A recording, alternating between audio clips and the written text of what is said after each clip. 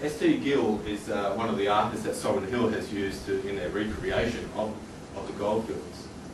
I'm mentioning that because when I first started my studies into Aboriginal people in the goldfields of Victoria, I was encountering these pictures of Aboriginal people in the illustrations of the time, over and over again, like hundreds of times, in newspapers and books and accounts and journals and letters and so forth.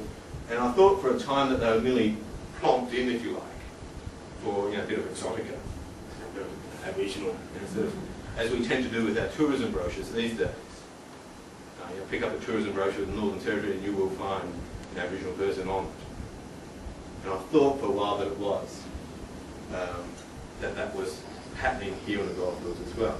I had to, I'd encourage you, with your students that you ask them these sort of questions too. How rigorous, how valid are these pictures? Are they just manipulations? Are they just sort of dreamt up images?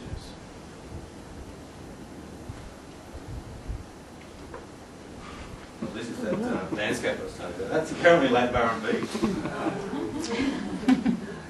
It's a pretty good drug, whatever they were. Bit of erosion since then, Eric. A bit of erosion, yeah, I've driven around Lake Barron Beach a few times and I haven't sort of quite got the angle right. This was an illustration from a book in the 1850s, and the reason why I'm showing it is that they're still living traditional lifestyles. They're still sort of leading that two-way sort of lifestyle of continuing their ceremonial life, continuing their language, but interacting in incredible ways with non-Indigenous people as well. An incredible tightrope that they were practicing. That which relates to how Aboriginal people are still leading those tightropes to this day, of maintaining culture, maintaining interactions with the dominant economy. One of the ways that they had a huge impact on goldfield society was through corroborees. This was exciting stuff for the miners. All through the newspapers, all through the books, almost every single journal entry or letter that I've encountered about miners and Aboriginal people includes the exotic, the grotesque corroboree, the magnificent corroboree of the Australian. This was the only place on the globe where you could see this event and they knew it. It was just this magnificent ceremony. Often, they thought there was mixed opinions about it, but it was always amazing to witness. And people came in their droves, in their hundreds, to come and see it here in Ballarat. There was a corroboree out at Lake Wendouree in 1857 by Lathrone people. And in the newspapers, that was well attended by gentlemen and women in their finest clothing, apparently, according to the Argus correspondent. And over the next 10, 15 years, there are pretty frequent references to larger and larger corroborees being held with Aboriginal people coming from all across Western Victoria and some from Northern Victoria to congregate and it was money. So there were secular ceremonies where they could perform for us Gavars, us Namadij people, and there were religious sacred ceremonies which they kept secret from us. So they saw an opportunity. They had agency, is what I'm trying to get across here. They did not just suffer our oppression in a silent, shameful way.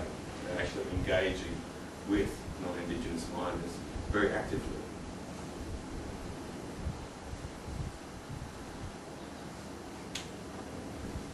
And in a similar sort of way, we also, what's called appropriated their culture as well. Is Bronwyn in the audience? I thought, Raisin. I thought this might be particularly interesting for you. That this is one of my favourite paintings from Geelong Fine Art Gallery. It's called The Barker by an artist called Eugene Bongerard. And what I like about it is that he's painted the white fella in this kneeling pose. He's in a subordinate position. He's in a subordinate position because these things were worth £5 a pop. That was a lot of money.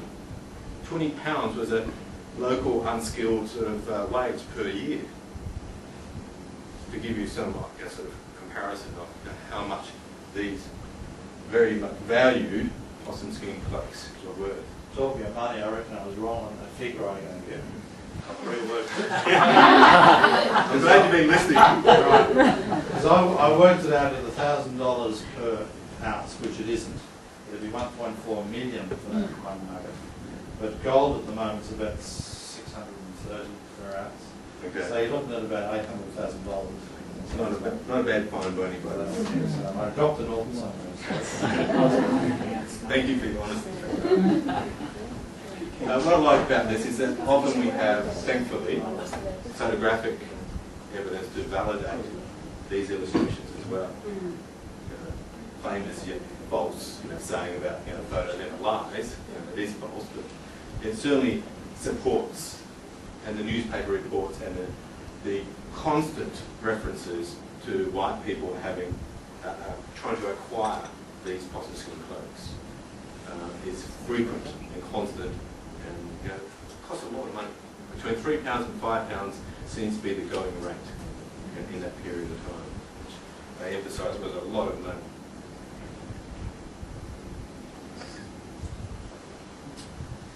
I like this illustration by Thomas Ham. He was a famous printmaker in that period.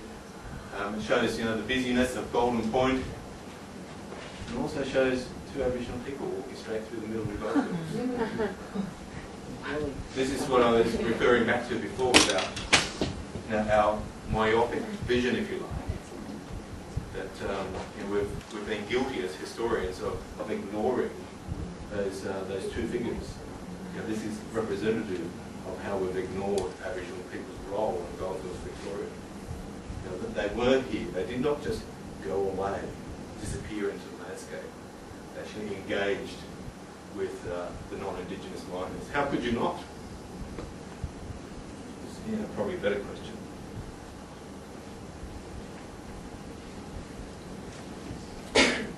This one's an interesting one. It's an illustration, again, in a fine art gallery. So, I'm trying to, for those Ballarat teachers, I'm trying to show you that, you don't have to go far, that we have local resources that are relevant, that cheap or free now, which is great. And this one says, the blacks camp in the background near Armstrong Street. It must be pretty close to where the co-op is, the Aboriginal co-op is now, ironically. You can see the camp of Aboriginal people in the background there. So that was painted in 1853. So they were still smack bang in the middle of Ballarat in 1853 at least, as recorded by the artist, both in picture and in a text. That was part of the title of the painting. So again, that reinforcing of supporting and validation of text and visual images to support each other.